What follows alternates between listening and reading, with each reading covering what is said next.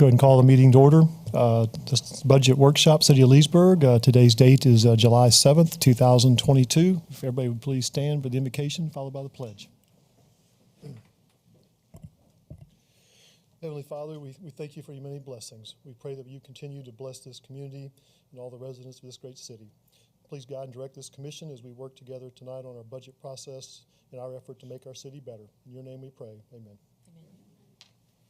I pledge allegiance to the flag of the United States of America and to the republic for which it stands, one nation, under God, indivisible, with liberty and justice for all.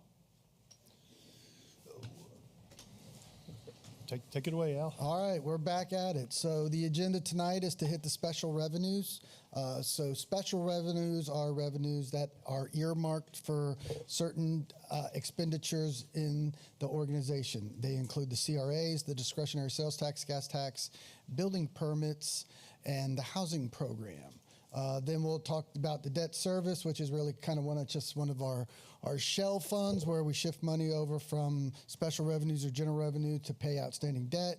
Same kind of with the capital projects fund, and then we'll hit the enterprise funds, and we'll start tonight with electric and gas.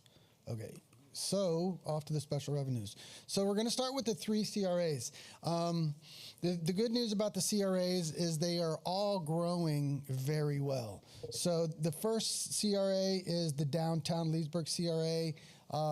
Its cash is relatively low, as it should be, because that means you're spending your money on projects. We had some cash growth there from fiscal year 18 to 19. That dropped for various projects that we assigned money to. So in short, what we're looking at is a growth of about almost $180,000 from last fiscal year to this fiscal year. The city's contribution from our increments about $303,000. The county's is $441,000. Some miscellaneous revenue. So we have just about under $750,000 for that CRA. So this CRA, by the decree, I think that was approved in '95.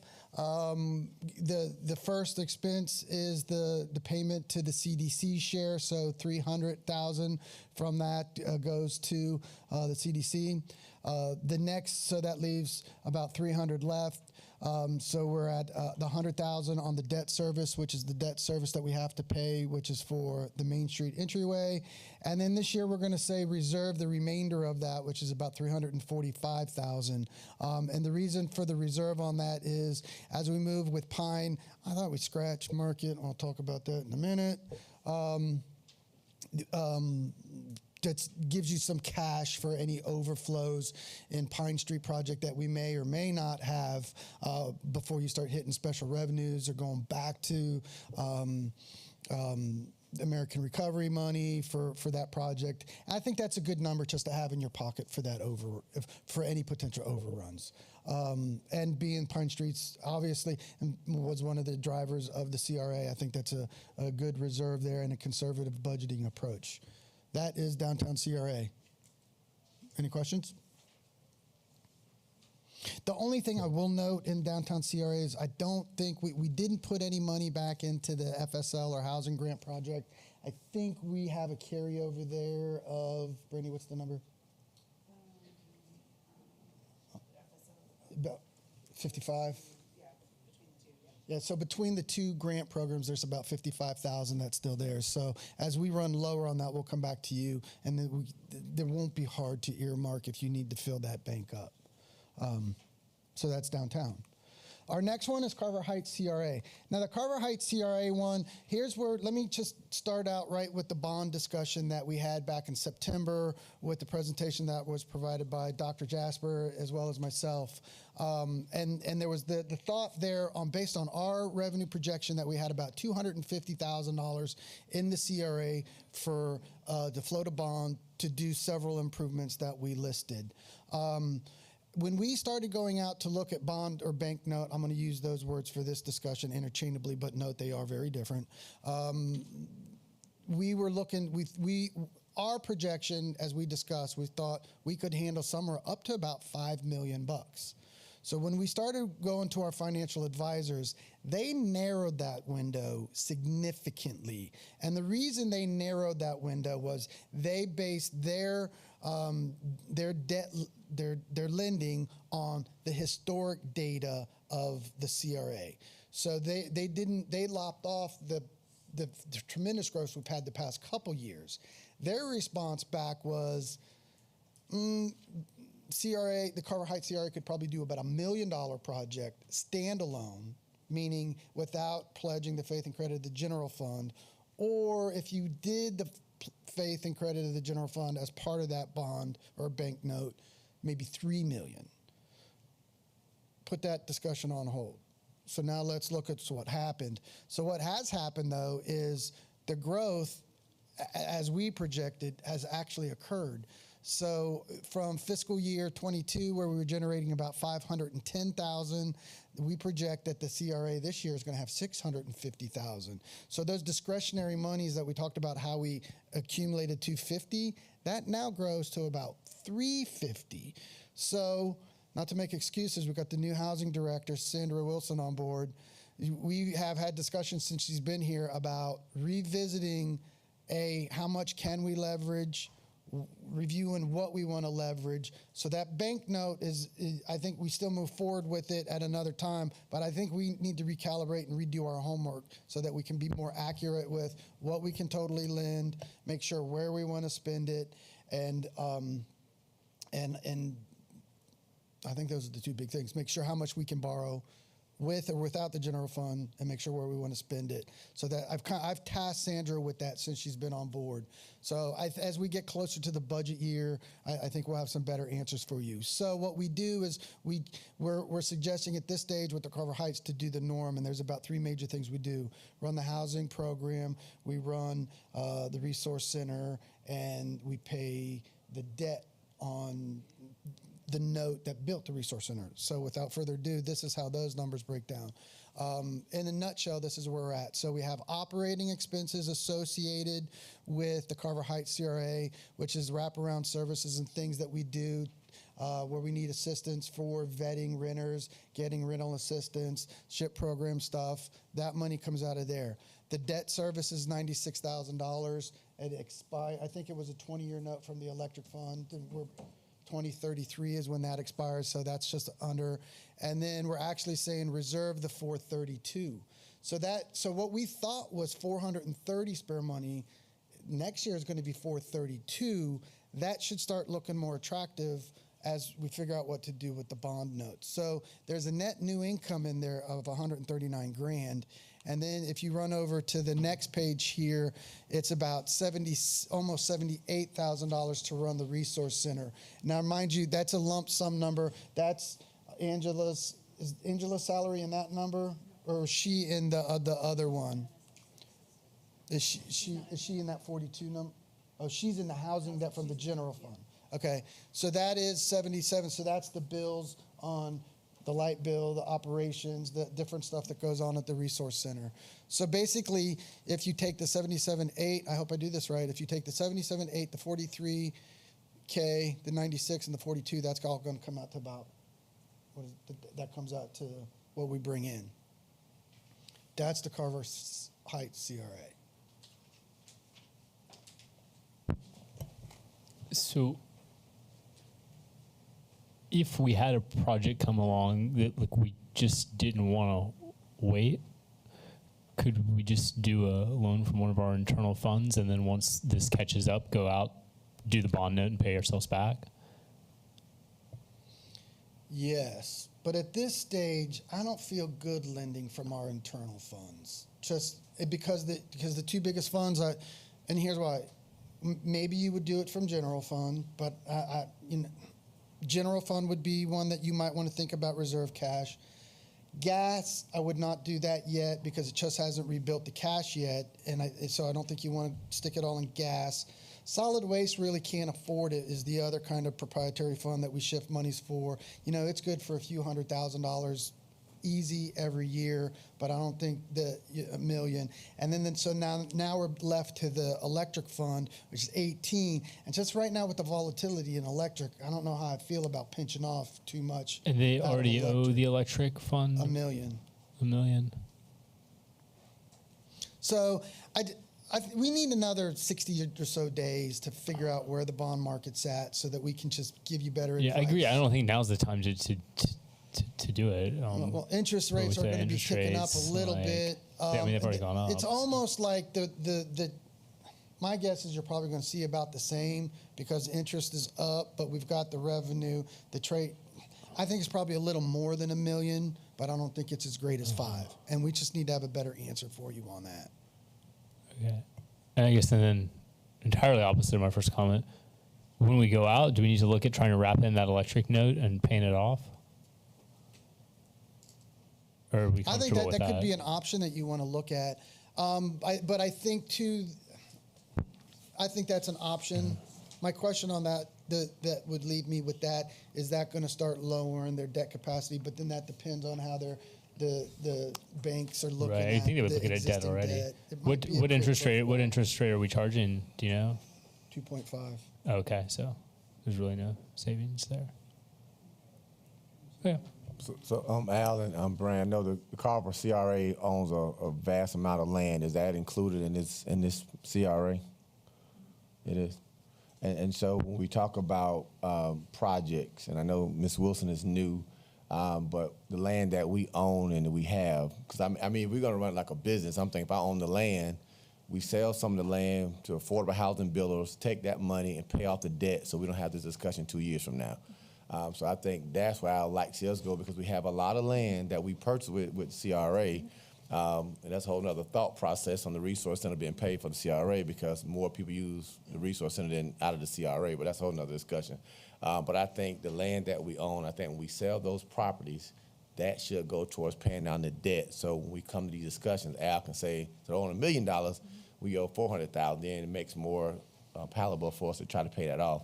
But I think to give land away, as we normally have done, $20,000, $30,000, a lot that we paid for, it's kind of not, especially in this market. I think we can sell those lots, take that funds and put it back and start paying off this debt. I think we haven't really done that. Even from the Miss Paul Simmons project, I think some of those funds could also be utilized in just a different way. Anytime we do sell one, I mean, we first look to see who bought it. So, I mean, we always try to give it back to wherever bought it. So that is usually what we do. Okay. But most of the ones that we've been getting rid of, like you said, there's not been any money associated with it. Yeah, and I know the CRA paid for those lots. Yes. I'm thinking over Yes. near Nebraska, we have a Yeah. whole subdivision that we could possibly build. And I know Homeless Partnership has been talking to us about buying those lots, and it may be some utility things. So I think when we talking about that, what do we do with the funds? May we talk to our utilities? What would it cost us to pay for utilities so we can get those 11 lots sold? Funds come back to the CRA so we can continue to do projects and not just let land sit there. And we're cutting it and we're paying the land people to cut it, and the price that we pay them, to me, is too much anyway. But I know we have to bid it out. But I think those are type we look at, how do we get rid of those extra costs that's hitting the CRA. Duly noted. All right, thank you, sir. And I'm just curious, just an effort to learn more about the CRA. How much land do you own? In your, I mean, CRA. 500,000, a million? We I have own no idea. we own probably, I know at least 15 lots maybe throughout. I'm just trying to get an CRA. idea. Yeah, throughout the CRA. And I just looked at the ones near Nebraska because it's a nice little cul-de-sac that could be easily built.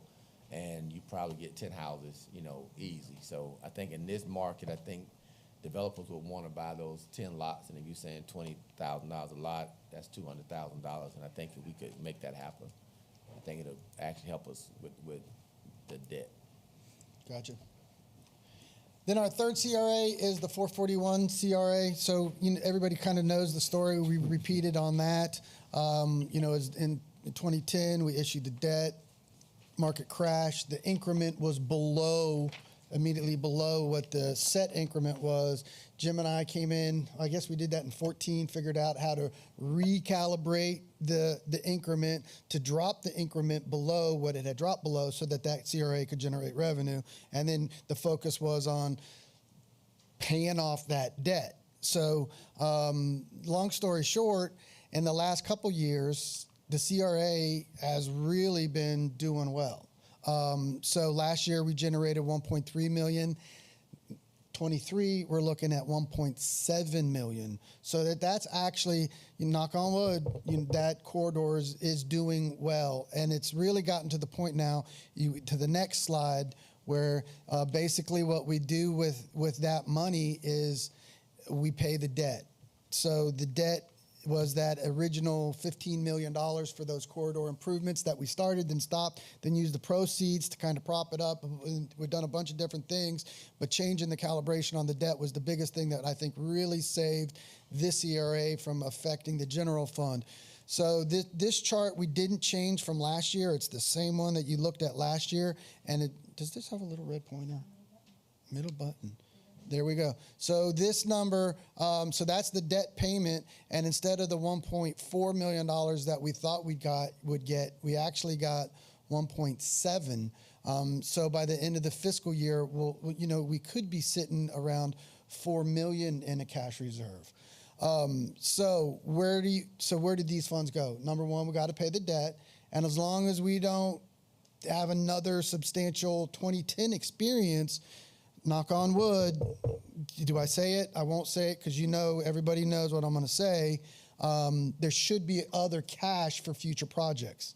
So this year, I'm going to tell you don't spend any money, but I got a project. We anticipate that in 24 or 25, the state is going to come in and they're going to widen Newell Hill Road. So we're up on that list. They're going to tell us we're ready to go. They're going to tell us X year, which probably their fiscal year 24 or 5, which is our fiscal year. We lag a little bit behind. But our portion of that project is going to be about $7.5 million of utility relocations. This is what we've estimated. We've got to move electric system, about $1 million. We've got some gas lines to move, $250,000, 4.3 in a water line, and $2 million in a wastewater line. So instead of having your utility enterprises pay that nut, go grab your residual cash from the CRA and have the CRA pay those utility relocates. That's going to help the enterprise funds do other projects. Now, by the time we have to do this, I don't think we're going to have 7.5 million, so the utilities are going to have to absorb some of it, so we'll spread it around.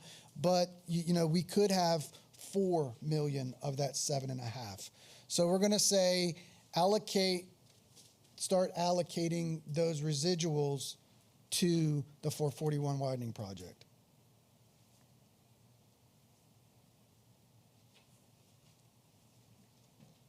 No comment. I'm going to say that you guys think that's a really good idea. Yeah, no comments on this one. I guess we've talked about it before. The lessons learned here is why I just don't want to over leverage the Carver Heights CRA. I mean, just the unforeseen things that could happen. Yes. We've talked about that before. So, I certainly like the idea of protecting the enterprise funds. This to me seems like maybe borderline addressing blight. Like I don't know. I think we do. Man, you're gonna make me say these secrets out loud. But look, if we didn't have if we were a non-utility city, the state puts the onus on the utility to move those utilities, right? So now we're kind of doing the backwards here. But instead of having the utility pay for that, it's the general fund, or not the general, but it's the utility, or it's the organization, the subsidy that's moving those utilities for the utilities. So it's kind of old school. Does this qualify? Absolutely does. The whole reason that we created the 441-27 plan was to improve that corridor. Yeah, and to improve that corridor, you got to move the utilities. Yeah.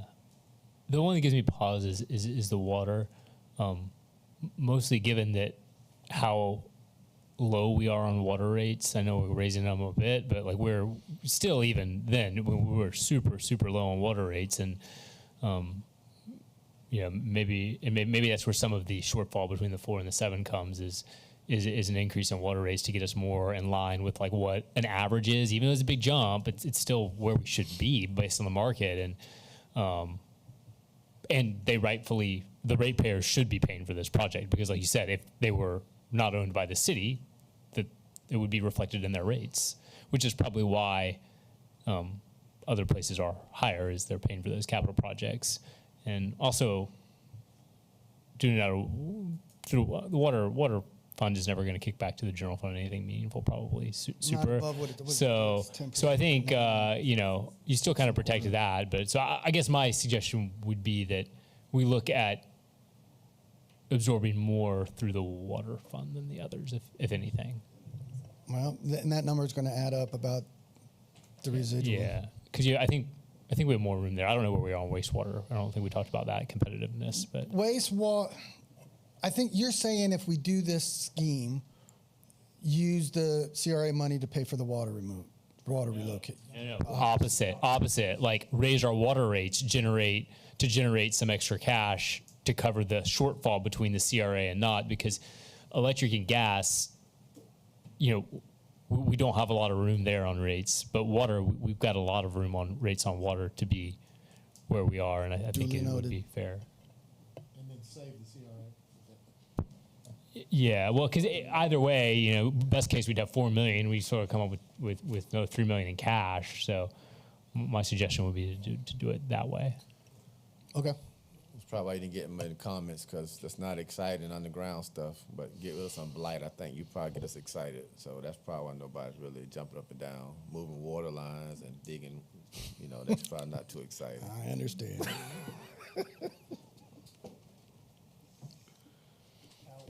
Al will find us a happy median. Yeah. We'll figure it out. So that's where we're at for the CRAs. Into discretionary sales tax. So discretionary sales tax brings in about 3.4 million. So we're doing well there. And there's about 4 spots we spend the money on that. Each year we have, and I'm going to start from bottom to top. Oh, dag nib. There we go. Okay, so the transfer to the 791 is the transfer of the general fund to pay for police and fire leases for vehicles and allowable capital payments from the penny sales tax. Then we do the same for some of the debt that the police and fire have on allowable expenses. Then we have a transfer to the fleet fund of $1 million. And then the transfer to the so that 1.3 is the residual monies that we have left over. So that 1.3 is 21 number. When we came in, our revenues were low and we exceeded, and then the residual is we talked roughly about the 600,000 that we under projected, and the 701 that's not spent make up that 1.3.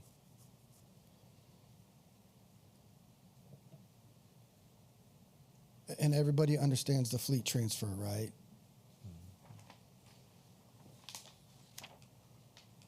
Gas tax. Gas tax, we bring in 1.2 million, and basically this year it's a straight transfer over to the general fund to pay for maintenance items that's allowed for by gas lights, street lights, pothole repairs, yada, yada, yada. Not real fun either, but Gotta have it. gotta have it. Okay, and so those are a couple more building permit. The building fund is the next special revenue.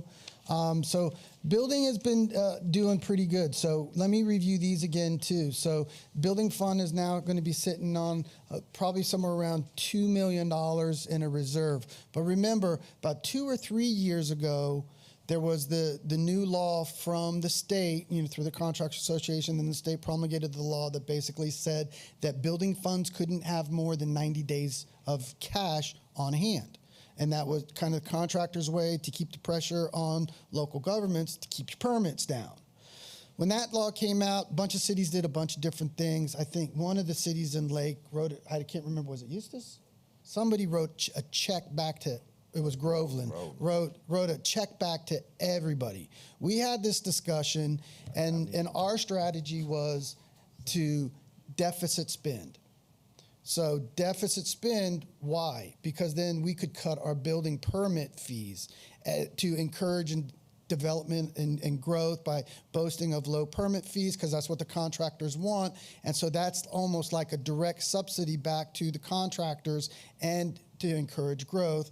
And then if we spend about $500,000 a year, expenditures, about $500,000 more than revenue, we'll just take it out of that reserve up to the time when we hit that reserve required, and then we'll go back and review how we would then need to increase our rates. So we did that in a tiered approach. We started out at 25% decrease, then we're at 50% of a decrease of all our rates.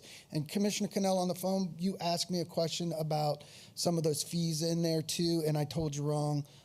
So that weaves in there too. You asked specifically about the plan review fee.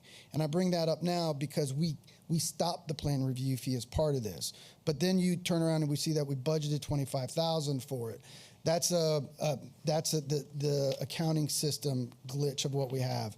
So what happened was we stopped the fee, and that's why we weren't collecting anything. But there's a couple of permits that were issued prior to this time that we stopped the fee. So that's our allocation for after we stopped the fee, we kick that back in. The irrigation number is unrelated, but it goes back to that software change. And so that's why those numbers are goofy. So long story short, we're deficit spending now, I think for about the past 3 years, at about $500,000 a year.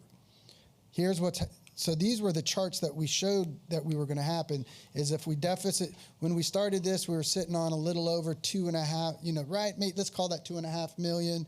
And if we deficit spend by $500,000 a year, by fiscal year 24, we would need to go back and revisit to bring our permit fees up so we fill the bucket and maintain a reserve at the 90-day level, as the state says. Well, what's actually happened is we're like $500,000. It's roughly to the positive, because what we didn't account for in this, even though this accounts for the 50% reduction in the no plan review fee, we didn't account for the amount of growth that we have. So now our fees are half, but the growth is significantly more. So instead of sitting here at fiscal year 23, going into fiscal year 23 and being almost out of money, we're still up here at $2 million. So there's a couple of different options. Maybe you want to look at cutting fees again, or maybe we just kind of want to ride this out until we start getting complaints that we have too much money in the reserve account, which we haven't gotten that yet. So I would recommend steady as she goes. So long story short, the building fund has pretty low fees, and we're deficit spending until we can until that cash goes down to the reserve fund. So that's the strategy that we've been employing.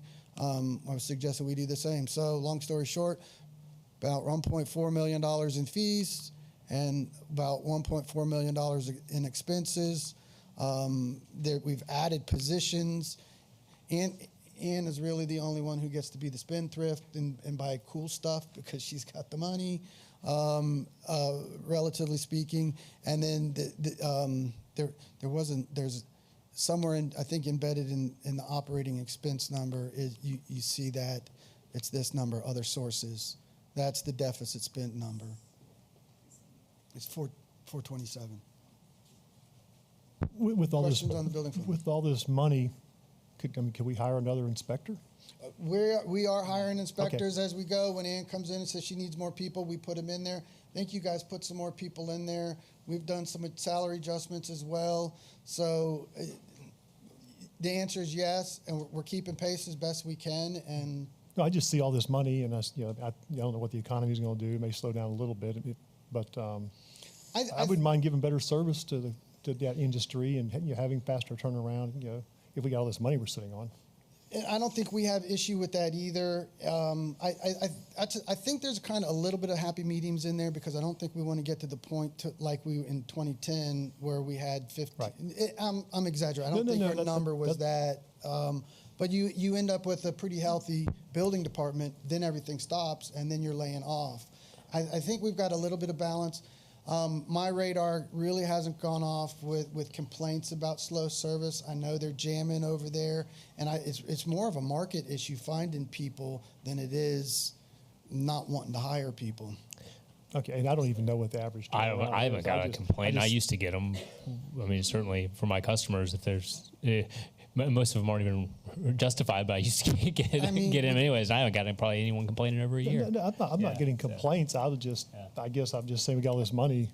If we need to hire one or two people and have top-notch service, I just throw it out there. The dollar value is only about 800 to a million that we are over. Okay. Because we are allowed to have a certain amount based on our expenses. So it's a little less than $1 million is what we have. Okay. We'll use that in the next 3 years. Okay. I mean, I think you see where I was going with that. Well, I wouldn't say go crazy. I'll just, I think we just steady. I think we're at a good spot. Yeah, and I'll just say, just for building department, we were building, church was building a house, and my contractor will call, inspection next day, they're there. I mean, I'm staying in my house, same thing. We haven't had any issues with slow response. Sometimes I can email them 4 o'clock. Can you come tomorrow? Well, not tomorrow, but the next day. But so they're usually there. Okay, a housing program, kind of just hanging in there. I don't have anything of significance to add to that. Any questions in that area?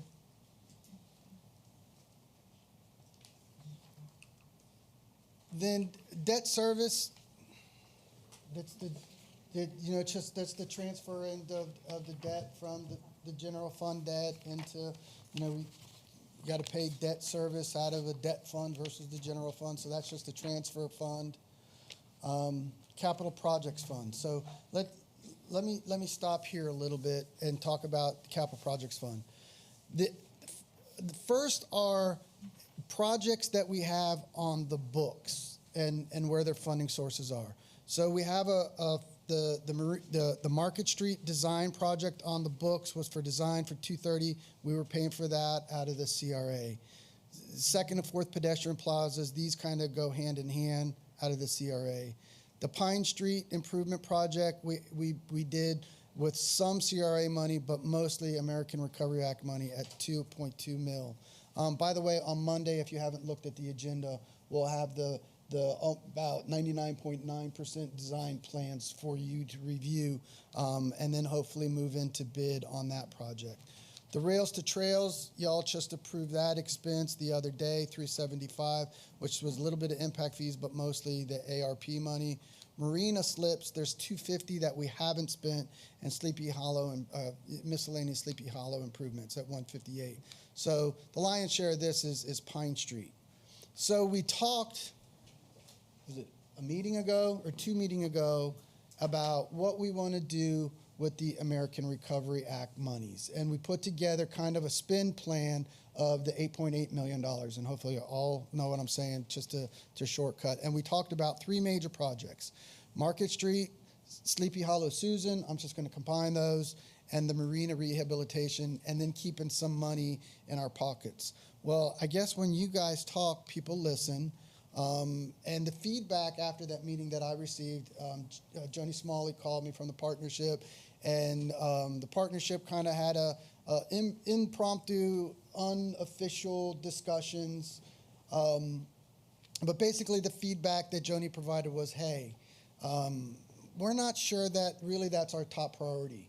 Why do I mention that? Is because when I put this list of recommendations together for you, my inclination was to provide capital improvement projects that I thought would be most impactful to the community and ones that the community wanted to see. So I think the Sleepy Hollow Susan is that. I think the Marina one is that. But the feedback that we got is, we really don't know what we want to do with the Market Street project. I think that the feedback I got from the partnership was, yeah, that's a cool project, but because of COVID, because of changes, because of just a bunch of different circumstances, there's some thought about, we don't know if that's the most impactful project. So the new recommendation I'm going to say is, I think that money should probably be slated for downtown in some sort of fashion, but I'm going to say put it in your pocket for now and don't do anything with it. And so your priority projects become Sleepy and Susan, Marina, and then you've got a contingency of about $3.8 million to kind of be determined. So now let's talk about that a second, because the ARP monies come in waves. I think we got in January is when we got our first check from the federal government at 5.5 or 5 and some change. We're due in this coming January to get the same amount. The money's supposed to be spent 5 years. So now I'm going to kind of go off the cuff a little bit, because on Monday you have a resolution that recalibrates based on some of the new rules that have come out, and now the city is allowed to recover up to $10 million. So in October of last year, you guys came up with the list of where we wanted to spend it. CDC, Boys and Girls Club, remember the list, the CRA, the community grant, all those projects, no change. But then we had that 6.3 million. Then we mixed the 6.3 with the 8.8. So you see where these numbers are adding up. So the 6.6 was don't do the turnpike plant expansion with that money.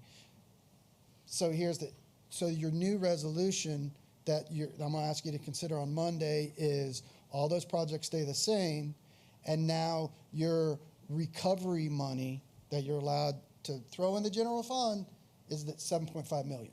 That's different than that because there's other monies in there. But from all recovery money, you've got that list of everything, and then it's 7 and some change to recover. So my guess is I got to look into this. So now this is where I'm doing some assuming is if we call that recovered money, we've spent it.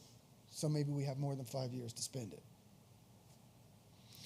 So those would be the projects, the kind of the big projects that are on the plate would be start Sleepy Hollow, and we can start that. Susan Sleepy, we can start that pretty much immediate, and that would start with an RFQ. We can start Marina pretty much immediately, for the same reason. And then at each step of the way, design plans and these things are going to come, those numbers are going to firm up. So this is just the allocation of what we think we should do. It's the approval of the allocation, not the approval of the expense. The $3 million that was going to Market Street, I just want to be sure it's going to be, in my mind, still money for downtown. I mean, I support that money being spent downtown. I think I compliment the partnership for slowing us down a little bit and saying, maybe we could find smarter ways to spend it. So I just don't want to see it go away. So my suggestion is going to be you got 3.8 of the residual monies, and instead of having that sit in the general fund, we kick it over to the capital fund and we allocate it as a downtown project, or just have a capital expenditure that's not disclosed. And I think the intent is to come up with a really good downtown project. I don't think we know what it is, but if you need to grab 100,000 here or 100,000 there, I would encourage you to do that. I don't see this commission or the next commission or a recommendation coming from me that says go spend all of that, right? So I don't think you have to say downtown. I think you can say that's intent.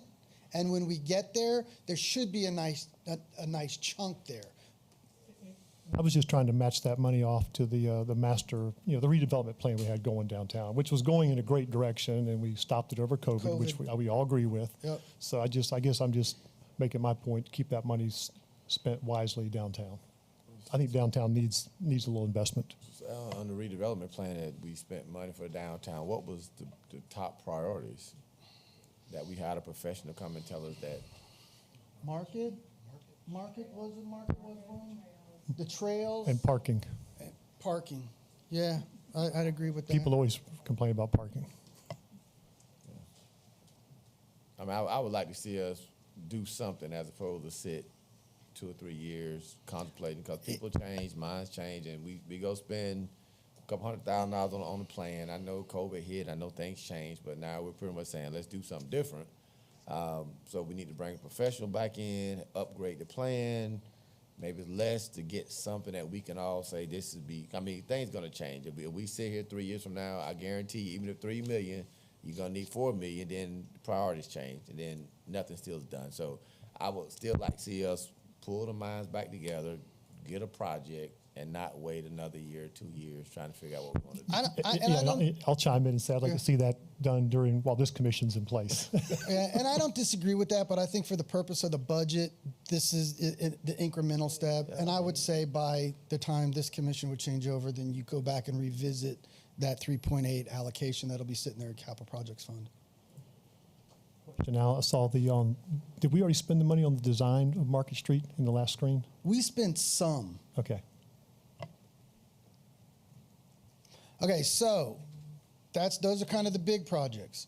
So now there's the wish list projects that the commissioners have individually requested for consideration. And so it kind of comes from each of you. I feel my job from the committee, and we talked about this a little bit on Tuesday, my job from you is to bring your project to the body and the body discuss it. So the 3 projects, aside from those biggies, are the 3 ones up here. So Pat Thomas improvements, we talked about that in earnest. We talked about partnership, the Partnership Arts Building rehab to get that thing fixed up. And then Commissioner Christian said, hey, don't forget, his project is John L. Johnson Park, and that's to kind of copy the decorative fencing that we've been doing around all our parks. I'm gonna say that's one we probably overlooked because that's a major corridor. It's gonna get improved. So putting up that nice fencing and taking down the chain link, it is an improvement. My guess is that's probably 250-ish ballpark. That might be a little heavy. Is Cliff here tonight? You know, based on Berry Park was what we were at 3 1/4 for that or something. And so maybe John L. Johnson Park, does that chain link go all the way around, or is it just down 441? It goes around, but I think that's private on the right side. So and I was just more concerned about the boulevard because that's what everybody sees. If you just do the boulevard, you're probably looking at maybe $100,000, maybe even 75 to 100. Guess. I think everybody stops at the stoplight, so everybody sees that part, and they're gonna say, "Oh, that's a big old 8-foot chain link fence. Doesn't look good. Doesn't look like a city-owned facility." So I'm thinking that's probably something we can kind of spruce up a little bit on the boulevard. So how do we pay for these 3 projects is the next question. We already have $250,000 in the budget that you reviewed on Tuesday to do a small capital project. We grabbed that money from a solid waste fund transfer. That's a good transfer, okay? However you want to spend, it's up to you, but that's a solid financial move. The next one is, based on some of the things we discussed, and we'll go back and we'll do general fund wrap-up, like we added $75,000 of interest money in the general fund. We went back and we recalibrated the gas monies, and so I'll show you that number. I think that expense went up a little bit, but what we did on that now is we know how many gallons every department used, and we used diesel fuel at 4 1/4 and $3.86 for gas, and then times our usage, and then bam, that's the number. So we'll massage that number. We also slipped a contract for Allison Strange and Associates into the budget. And so if you keep the millage rate at 4.0, you'll have $250,000. If you start ticking that back, maybe you want to go to 3.8 or 3.9 just because that's a prettier number. Maybe then there'll be 200. And then we got $750,000 of potential projects, and you've got if you want to go steal $250,000 of ARP money to knock these out, I'd be okay, cool. And now that takes away from the 3.8, but if you did that for the partnership building, well, that's spending it on downtown. So your choice would be A, all of them, B, 1, 2, or 3, C, none of them, and cut the tax rate. And then we could probably think of a gazillion different. So with the DOT project and putting the fence it, and we're not going to put up a fence and then have to move it for the DOT We would part. put it up in the spot. Okay, there you go. Yes, and we'll. I just want to make sure we'll I was going to ask the same question. I feel pretty confident we can put it up in the spot where it's not going to be in the way. And we know that because we got some preliminary, basically we stay outside of the right of way. They already did the condemnation through there, didn't they? So we know it. So we know, yeah, we know the boundaries. We Okay. know we know the boundaries. So I do have one other project. It's the good news is way less expensive than these. The bad news is probably way more controversial. So it drives me nuts that the Morris house is a complete waste. Like it looks great. They did a great job, and it's open like I don't know 3 or 4 days a month. If you know when it is, then you can go down there and see. 2 days a month. 2 days a month. Okay, so 2 days a month. We got $2 million facility. So what I would like to do is tell the Historical Society that is where the museum is. They've resisted moving there for whatever reason, but you know what? Like they're in our building, and we've got that great place that needs to be used. We say that's where the museum's going to be, and then we can look at I don't know knocking down or whatever we need to do with that existing building. I don't know that it's savable. Maybe it is, but I would like to do that, and that way we can get the house used and figure out what to do with that building afterwards. That would be my suggestion. I'm surprised they don't like it. Change. Yeah, that's it. And honestly, you know, we probably have to help them out. To be fair, it's fairly daunting because there's I think 8 active members. So, which you know, I've been to 1 or 2 of their meetings. It's just you know they just and they're seasonal, right? Because they only meet seasonally because they're not everyone here. But yeah, so I mean, it's all very well-meaning people, and they do a good job on those couple of days. But we just got to figure out a way to get that house where people can see it, and the current building it's a mess. And it's just not I don't. When people come, if they do want to learn about Leesburg, that's not where I want them going and learning about it. It's just not. The only on that note, I wouldn't even include that as a capital project of significant dollars. Maybe it'll not cost $50,000 to knock it down. So if you guys want to knock it down, tell me to knock it down. And So could they move their stuff over to the Morris house? I think that's what we talk about. Okay. The Historical Society has been after me for a couple years about fixing that building up, and they have a lot of stuff in that building, but it's probably time to do a little bit of inventory. And honestly, I think fixing up that building, you're looking at a couple of $1 million. Significant roof repairs, some structural things, major leaks, remediation of asbestos, mold contamination. Do you want me to keep going? I got $3.8 million, man. Got 2 And maybe we could find some storage somewhere in the city to make the transition a little easier, where if they could store it and not have to throw it away, they'd feel a little better. So you might want to instruct me to go talk to the Historical Society. Yeah, that would be. You can blame it on me. I'm not running for anything else. I'm done. So, yeah. If you give me that instruction, please give me a flak jacket and a hard hat, and I'll carry the message. No, I'm chiming in. I compliment Dan for bringing that up. I think it sounds great. It's a beautiful building. It's quite an upgrade over where they're at. Yeah, brand new almost. All right. I'm just going to take from the nod of the heads that this plan and Minner go talk to the Historical Society is the consensus direction. Okay, duly noted. That finishes up special revenues and the capital projects. So we're making progress here on the budget. Not into this an hour. Enterprise funds. So tonight we'll talk about electric and gas. And then we'll finish up the rest of the budget on Tuesday. So first we're going to hit you out with electric. So electric, and we talked a little bit about electric on Tuesday night, so I don't want to be too repetitive. But we freshened up some of our numbers, and we're looking at sitting at about 18 versus the 15 that we talked about last night. That I don't get too crazy about the difference in that it's just based on how their expenses roll in and out. But about 20 million-ish is what they sit on. But we have the issues that we talked about with increasing costs, the power supply costs, and those type of things, and the necessity for the rate increase. Which we talked about a little bit, increase in the customer charge, and it's a 4.25% increase on the other components of the billing, but when you wrap that all together, it's about a 5% increase total. So the first thing I wanted to bring to your attention is one of the maybe little faux pas we made in the budget, and it's like a $5-7 million flip flop, and so don't wig out, because the way that we put together the electric fund budget is the biggest expense we have in there is the power supply number, and that runs around 40 million bucks.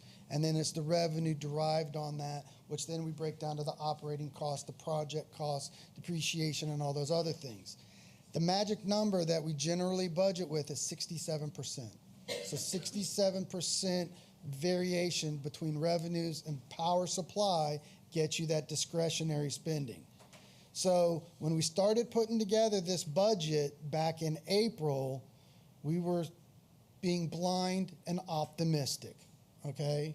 And we were still using some of the $75 a megawatt costs, and we were really at a $2 million impasse with the electric department, what projects, what this, and what's that, which is where we kind of derived the 5% increase in rates to do that. So when I was reviewing the presentation with Brandy, I'm like, $500,000 increase in power at 1% increase. I'm like, where did we come up with that? And because Minner was still being optimistic in April. So now it's July, and I am no longer optimistic. And so I told Brandy, I said, we got to do our due diligence, and we can't have a $39 million power supply number. It needs to be a $90 a megawatt number, like I showed you guys on Tuesday at $90 a megawatt. It's not $39 million, it's $47 million. So now you're going to ask Minner, where are you going to find $8 million? We adjusted on the revenue side because we should capture it with the power cost adjustment, which is already embedded in that rate I showed you. And right now it's 27 mil. So that's in a minute, right? A whole lot of talking, a $7 million variance. It's really an administrative, let's just make the budget look right and get the power supply number to be $90 a megawatt. So now back to that chart. So the charges for service is more like 75, 76? Yes. Okay. So. And that's, we're currently paying like 97? Yes. So here's your chart, okay? So what we did, and so here's what we did. This is the historic 21, and I showed you this in brief, 21, 22, and this 23. We lopped a year off. Okay, so so I think in 2020 that was the $69 a megawatt number, really cool. 74 and 21. We've got 74 right now, but this yellow area is wrong. Okay, so up to May. From here up to the top, we didn't add that, but I think most of these up to here are actual. So I might have 3 months in here, because remember. April and May are about right, because the quarter was 97. Right, but that was where I was dreaming, okay? So these are updated, but I can tell you to May, from these numbers up, is 31 mil of power supply with 4 months left, okay? So what we think we're gonna see from May, so June, July, August, September, these last 4 months, you can bank 4 million. Is probably a conservative estimate. So that's 12 million plus the 31 is gonna be, what's that number? 41 or something, or 43, is that 50? No. Say it again. 12 and 31? 41 and 12. 30, I'm saying the wrong number, it's 31 and 12 is 43. Okay, then you bang that out, this number's probably gonna be mid-80s. That's over, now these months here, like where you see this 100, you're gonna see 100, 90, 90, 90, 90 instead of the historic trend. And then this average is probably gonna be high 80s, okay? So now compute it over the course of fiscal year 24, and I'm probably light here at 89.97 at $90. This number is 47. So just for the practice of being a little more accurate, we'll adjust the final budget to reflect 47 million, which is guessing at $90 a megawatt. Did you adjust the transfer? We will not adjust the transfer. Yeah. There's some policies in there that we will have with the allocations, this kind of stuff. It'll be a straight wash. So it's still going to be, because we So don't you're include. going to be less than 6%. No. The transfer is based on the CAFR, so it's always based on the annual financial report. And it was rewritten to take out the cost of purchase power. So the transfer it doesn't make them transfer on that revenue. Doesn't mean Yeah, it's not. Power cost is not part of the transfer. The Of the BDCA is in transfer. the calculation, no. Oh. So that was done a So couple that's years why ago. I can adjust the power cost number Right, and it and the doesn't- power cost adjustment revenues and still keep it's gonna How does be that work with neutral. Duke when they pay us a 6% franchise fee? They charge their customers directly. 6% on their, including total on pass-through. total. So we're transferring less than 6%. Which, so I mean, I've always been pushing That's against gonna- transfer, but I think we're looking at it wrong if that's the case. Let me get an answer to that question. Yeah, I'm not sure power costs are the- part of the franchise fee. Right. we have They to should go- mirror whatever it is. They should mirror. We have to, I would say, yes. yeah. Well, I don't know. that's Okay. exactly what I was going to say. I think we're copying them, and that's why we modified ours. But where we'll find that answer is in the franchise agreement with Duke. So we'll pull that, and that formula will be in that agreement. Yeah, I'll have to look, but I don't remember exactly because we don't pay franchise fees. But I think that And- power costs on some of the stuff are not included. And we'll have two franchise agreements where we get franchise revenues. We've got a Seco and we've got a Duke. So we actually have three power providers in Leesburg. And what would just be consistent on is power supply cost part of that franchise agreement.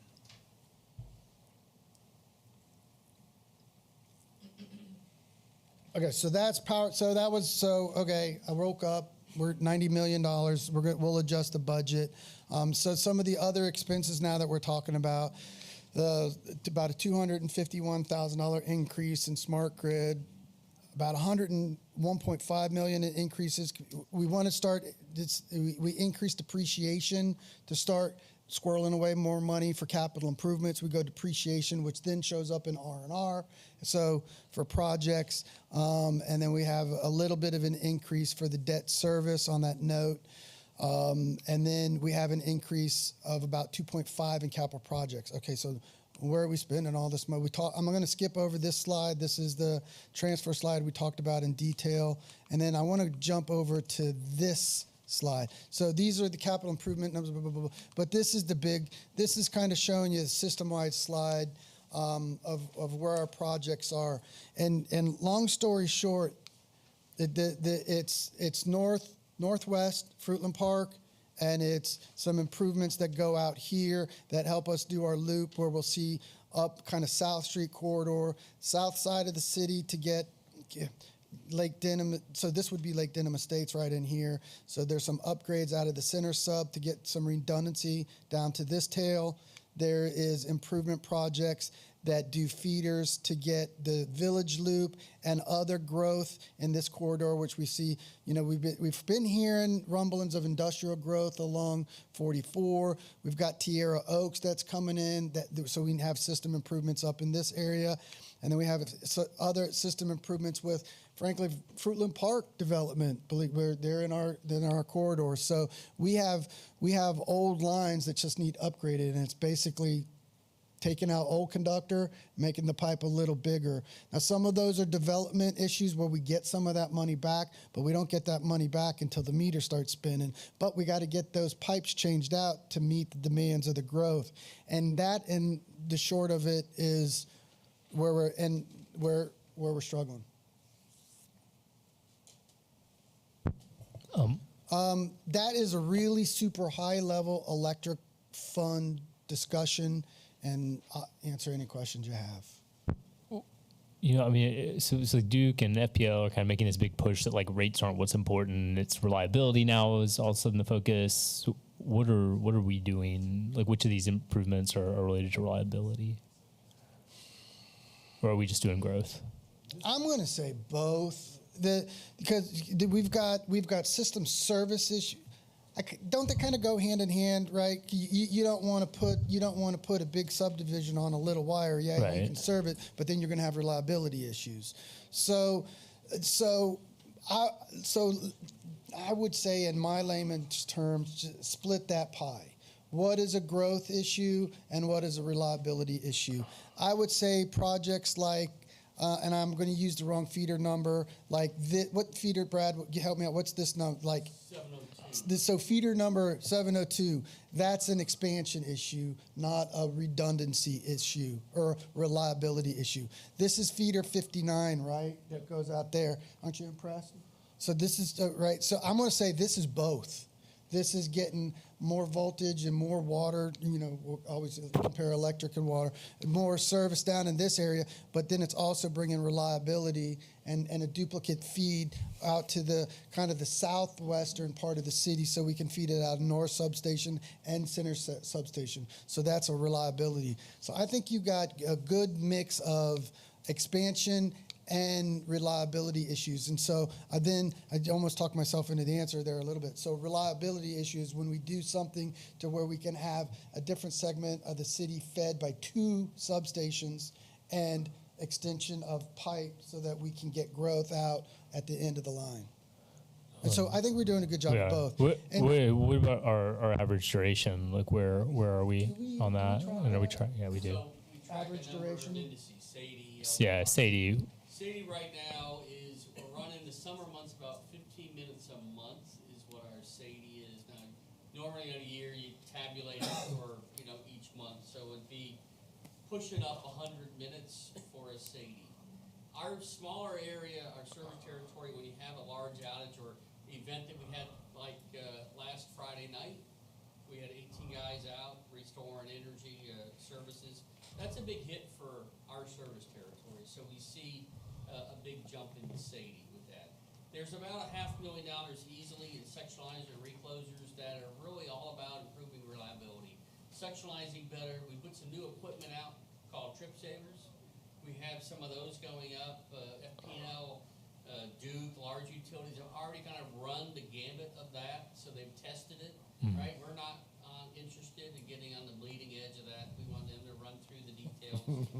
So we're installing some of those this year. We'll expand that next year as well. And as Al said, all the reconductors are going to improve reliability because you're getting rid of all the older stuff that's been up here 30, 40 years that has just some failure modes that you're looking at. So that's all going to improve reliability. Okay, thanks.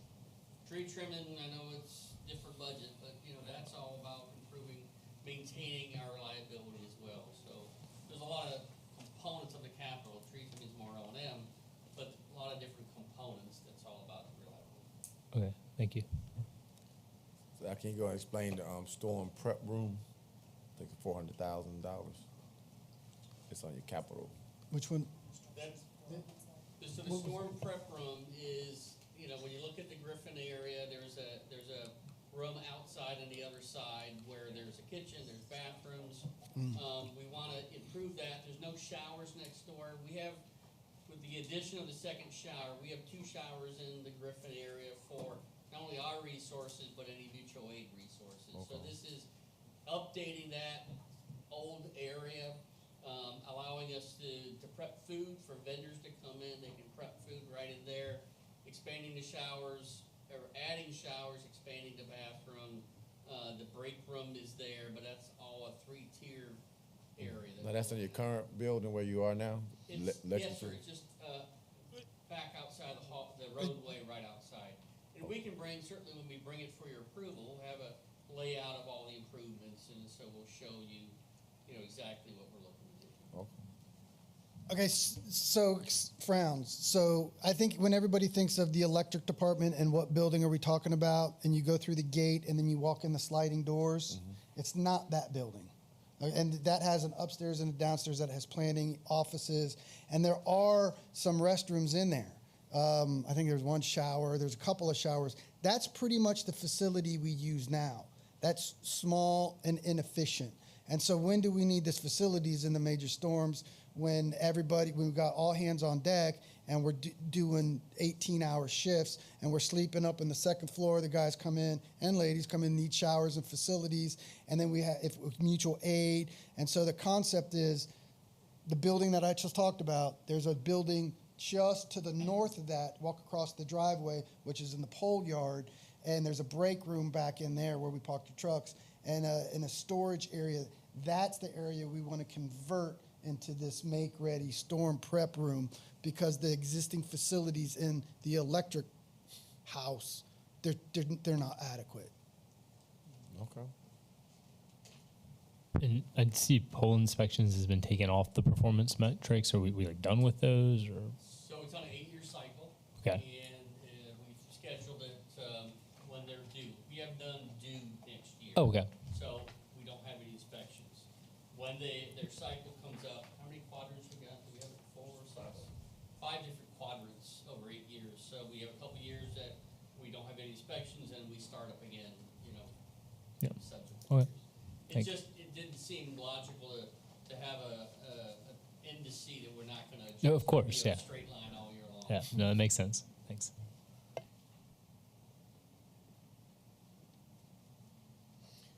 All right, so with that, we'll jump over to gas. Gas is seeing tremendous growth. I think that's the only thing you can say with gas is with the villages coming on board. Bob, you're going to be a year in October, so Bob hasn't even been here quite a year yet. So Bob's been indoctrinated by fire, and we're at this stage. I say we're doing a pretty good job keeping up with different system improvements. And that type of stuff. But again, as we talked about on Tuesday night, we are coming back and doing the second tier rate increase on the base rate. For those reasons, we're far below market rate, equalization with TICO, the capital needs. And so we're asking to increase the base rate from the 1338 to the 1810. And then even at that, for the typical consumption, we're still very competitive for the Leesburg native customer. About a $9.9 million budget this year breaks down in these ways with the basically capital projects of keeping up villages expansion, changing out main, and those type of things. The revenue number, charges for service. It's got I think it was like a 17% increase versus last year. And I know it's just the base rate, but we're raising the base rate by like 35% plus the new growth. How do we come up with that number?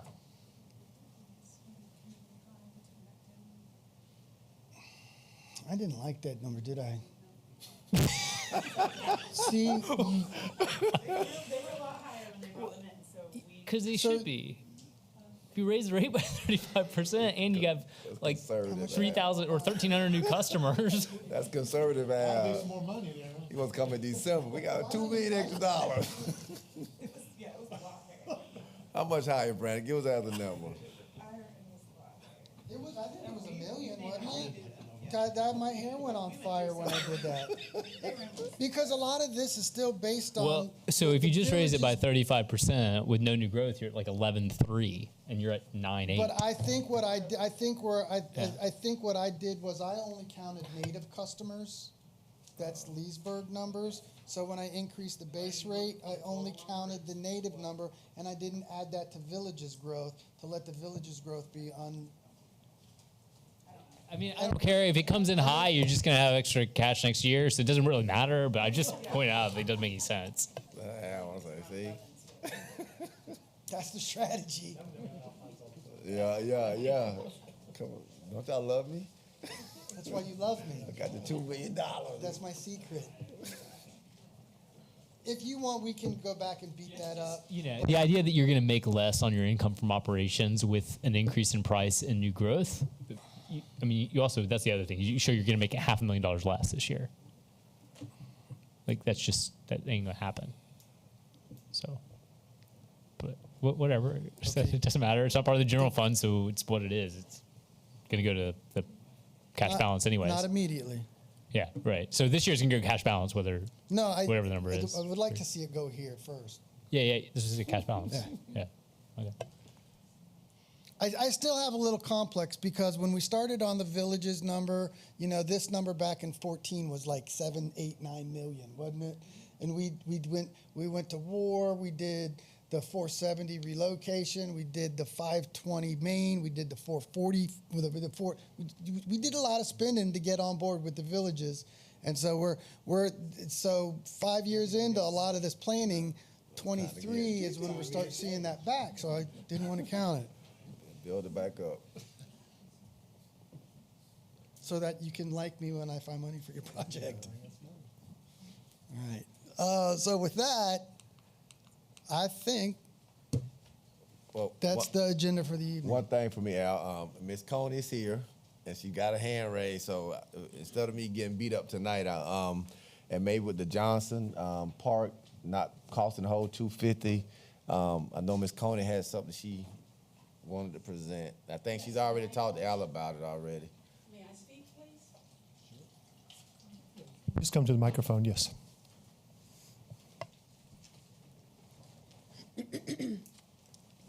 Thank you. Good evening to our illustrious mayor, commissioners, and our illustrious city manager, and all of you who are in decision-making positions. What a fantastic job we're doing, and I am so proud of Leesburg, my home, Leesburg. Well, for the record, I'm Betty Stevens Coney.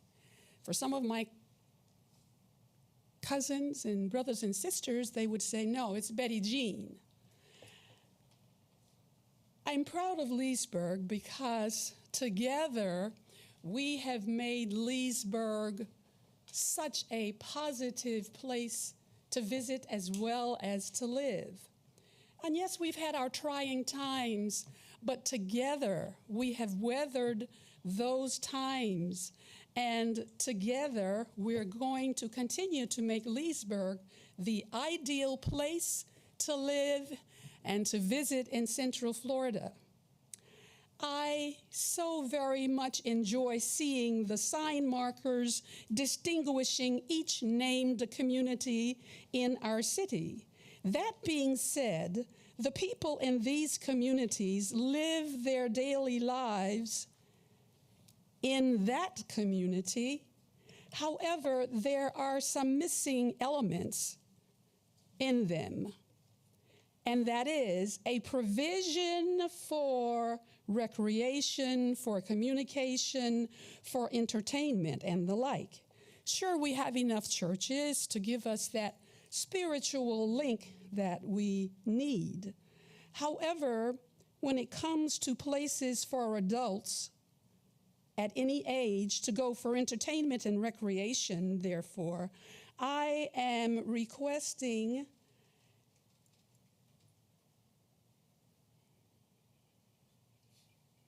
everybody's waiting. I am requesting 2 pavilions. Now, 2 very important people in this room know about this, and we are in the process of making this happen. However, for right now, it is an awareness for all of us in order to make or bring this into fruition. And the two pavilions, there would be one big one and one little one to accommodate our daily wholesome activity needs of our people. It would also eliminate some of the eyesores that we have in our community. And one of those eyesores that all of us are familiar with, and that is the eyesore on the corner of Pine and Mike. Now, a couple of years ago, maybe it was just a year and a half ago, I stopped by and took some pictures and socialized with our citizens there. They were playing cards, and they're either playing cards or dominoes, or maybe even having a fish fry or doing whatever. But then this is a source of communication. This is a source of recreation for our people. Now, why do they assemble themselves in these particular places. There are other places in the community in which they are. And most of them, all of them, are eyesores. So one of the ways to eliminate these eyesores, particularly on Pine Street now, would be a pavilion someplace else. And looking at the places, the lots where we own, we meaning the city of Leesburg, would not be appropriate for a pavilion, which means then that we would have to find places. But it would do several things for our community. And as always, we are in the process of making our community as safe and as viable to Central Florida as we possibly can. And that's what I have. Thank you. Yay! Two, yes, two. No, I'm requesting two, one large one and one smaller one further back in the community. Yeah. Thank you so much. Isn't that a wonderful idea? Well, To get rid of that blight right there on the corner? Y'all know what I'm talking about? If you've been down Pine, you know what I'm talking about. do we own it, or Yeah, See, I'm yeah. not, I know do we own the Mike's, but property? I'm not clear on the corner. Well, if we're gonna put one there, we own property. No, Was no, got no. I'm not saying putting it there. No. Okay. I am saying let's find two pavilions in the east side so we can remove that eyesore and move the citizens someplace else. How about where we got those trailers that are falling apart across from the pool? There's a church there now, but they're the cities, and they're an eyesore. They look terrible Where is that? on Child Street. Child Street. On Child Street. We put them there. Well, okay. I saw the city owns it. There are some We'll make- ideal we'll make them places. Yeah, there are some ideal places. And we talked to Ms. Conway. We've been looking. Al's been looking. I think Ken Thomas looked, trying to get that ideal spot. I mean, I think what's going to happen. And we talked to Ms. Conway. We've been looking through the community. First, you got will the guys go there to that spot? I mean, we can build the biggest, nicest air conditioning spot, but they're not going to go They there. promised me that they would. And that's going to be the key. Will you go there? Is proximity to the store, proximity to the neighborhood. Why do you pick a vacant lot? Then it calls to the now you're sitting on the sidewalk. So if I'm walking on the sidewalk, I got to get off the sidewalk to go around the guys that are there. So I was there Saturday talking to them as well, and many of you know that the CDC is looking at buying that property near the barbecue pit. And I was sharing the CDC actually owns almost $2 million worth of property on Pine Street and Mike Street. So we have a vested interest to make sure that that area is people feel safe walking from the hospital to the pool, hospital to a restaurant on Pine Street. So that's kind of the big goal for the CDC is make Pine Street that anybody who walks there feels safe and comfortable. So that's Ms. Coney's push is how do we find a location, preferably not on Main Street because it may become a different. Now we got Romac Lumber going to say, wait a minute, I got everybody hanging in front of the Romac and may not be doing what we want them to be doing. So trying to find a location, I think that's going to be suitable, that's going to not be an eyesore or a neighborhood complaint problem. So I think Ms. Coney is asking that we found that location for the city to be amenable to putting a pavilion up so that we can move those gentlemen from one spot to another spot and ladies who are there. Absolutely, yes. And it would also be a good time to start new businesses because if it happens where we can't find a lot or a location near a store, then we have what is happening now as food trucks to accommodate these kinds of activities further in. And what are we doing? We're providing for all citizens for their recreation and communication and the fullness and the wholeness of the total person called the Gestalt method.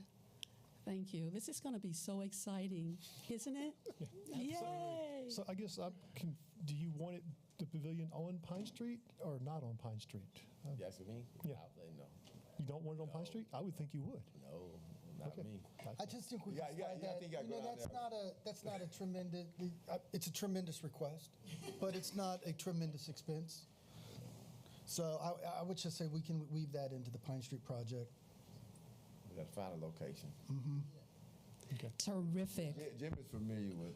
So when we just taken a different community at Carver Heights, when we, across from the store, when we bought the property and we were going to fence it up, guys were hanging out there. Did those guys move somewhere else in the community, or did that just kind of? Well, I think the group that's here on Mike, I think they came from the apartments behind the pool. So we bought, that was kind of that neighborhood hangout. So when we eliminate that spot, people kind of I migrate. bet you won't say the name of that place. I'm just kidding.